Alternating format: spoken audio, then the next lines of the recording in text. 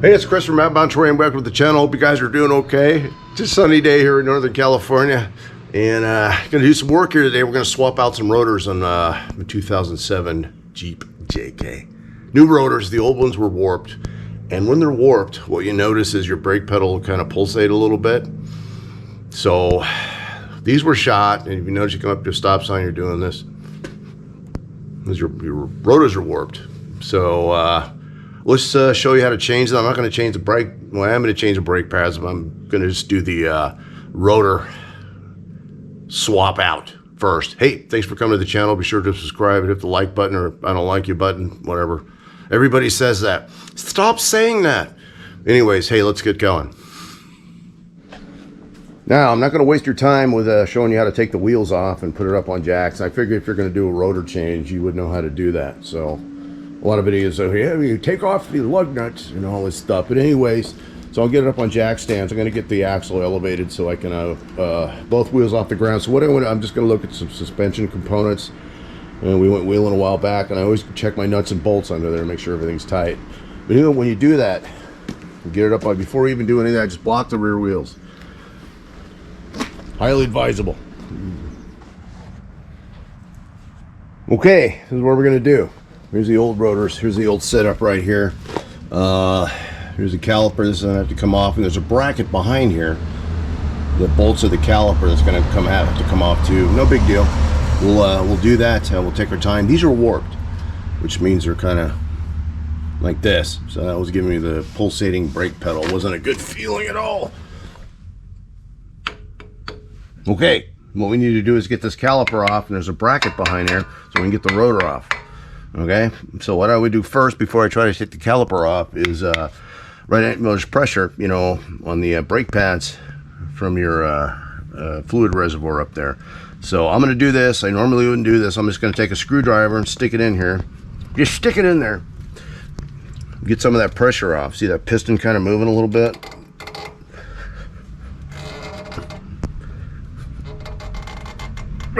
All right, so we should be able to get this caliper off. So let's do that real quick. 18, no, jeez, get some sleep. It's a 13. There's another bolt in here. I don't have a wrench that's a box-in wrench that'll fit in here. Sorry about the noise. You know, I live out in the country, and it's amazing. It's so much ambient noise we have out here, like UPS trucks and all that shit stuff. Anyways, so you can do this, but you can see. Usually it just comes right off. You can just do this. You take that out. Like I said, that's a 13. I got the bottom. Let's do that. Hopefully my fat head's not in the way. All right. Same thing. 13. La-di-da. All right. So anyways, so we got that so far. So the caliper should come right off. The other thing is I want to say is so the calipers here, right? See this brake line? You don't want this thing to like swing and hang down here. You know, it's not good for the line, so you want to support it somehow. So I've got a hook. I've got a hook. And I just stick it up here like that. Ugh. There you go. Nice and safe. Brake lines are safe. Everything looks good. And there you go. There's your brake pads. Actually, these didn't look too bad, but when you put new rotors in, you always want to change your brake pads. Whenever you put, that's just, I don't know, I do that. But anyways, so there we go. We got the rotor, but we got one more problem. We need to take this bracket off right here. This bracket. Okay, let's get that off of there. Okay, these are 21s. I don't know if you can see them very well. Right here, right here. So that supports this bracket. That needs to come off so we can get the rotor off, right? There's this bracket right here. So these are 18 or 21, sorry. Too much coffee today. So anyways, you can slip one in here. It's kind of hard. Watch out for this line right here. It's your ABS line, but all right, there's one. There's one down here. Said 21. All right. Those are loose. Let's get this thing off. All right, down on my knees, kind of like when I'm at work. That wasn't very nice. You guys know what I'm talking about. You should be able to just unscrew these by hand. Just get them off. And there's another thing I've noticed I'll tell you about in just a second, but anyways. Extra parts. That's just part of the brake clip I took out. So anyways. La-di-da. I had a hamburger this morning. It says now made with 100% real beef. And I'm thinking, what did they make them out of before? It's like, yeah, geez. Come on.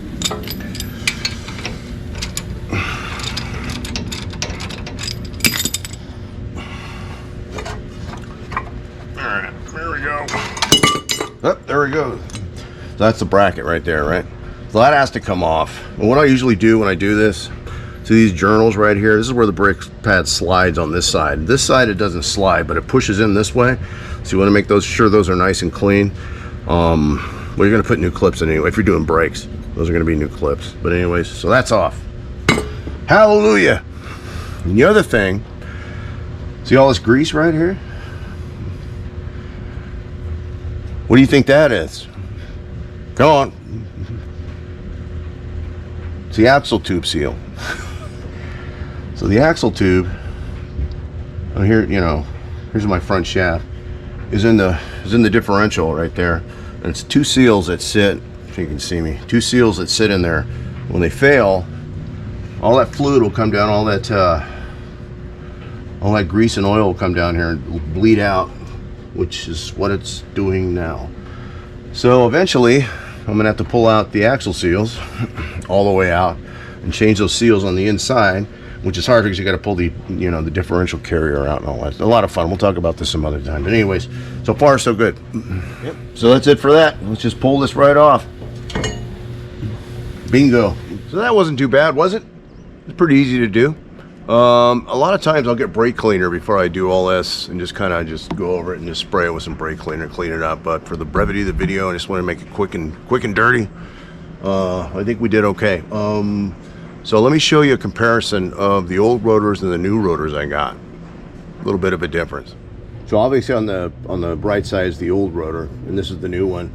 These are coated rotors, and they're much higher quality than this is. I put these on like 5 years ago, and they've, you know, we're up in the mountains a lot. We come down the hill, our brakes get hot, blah blah blah, and they started to warp, and my pedal was pulsating.